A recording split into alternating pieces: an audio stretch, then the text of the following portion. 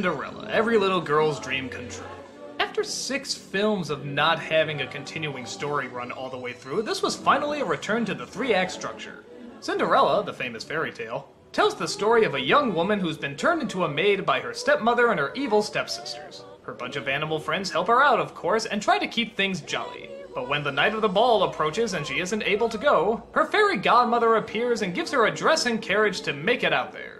I guess by this point it was trying to return to the roots of Snow White. You got the pretty damsel, you have the animal sidekicks, they have a softer, more realistic human being as the main star as opposed to a cuddly animal. And of course you have the evil, terrifying villains. I guess Cinderella is one of those that gets harped on a lot for being very anti-feminist. Just wait around, wish, and your dreams will come true. First of all, didn't Pinocchio start that? And second, I don't know, from a male point of view growing up, I never thought she was that bad.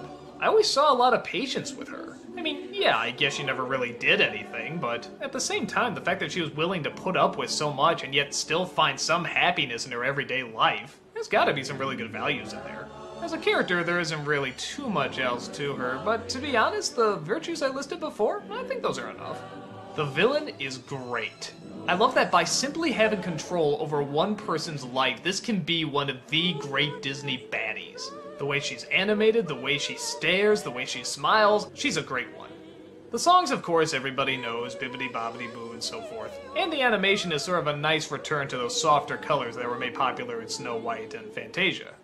One of my main problems again, though, is the prince. God, does he even get a line in this movie? His dad actually has more dialogue. In fact, the movie is much more about the dad wanting him to fall in love than him actually wanting to fall in love. Maybe taking an angle from the prince's point of view might have been more interesting. But maybe if you did, you'd see just how really twisted and kind of sick this story is. Hey, he found a woman strictly based on sight. Hey, he knew her for a few hours and then he decided she's the one. Hey, all she left is a shoe, and yet somehow that's gonna determine which woman you're going to marry. Hey, coincidentally the shoe size can only fit one friggin' woman in the entire world, and thank God it just happened to be the one you fell in love with. Yeah, I guess that is a little screwed up. As the Disney films go, especially the ones that sort of use the traditional princessy formula, this one's okay. It's got some really good moments, some really good song sequences, and like I said, a really cool villain. But a lot of it also seems like filler.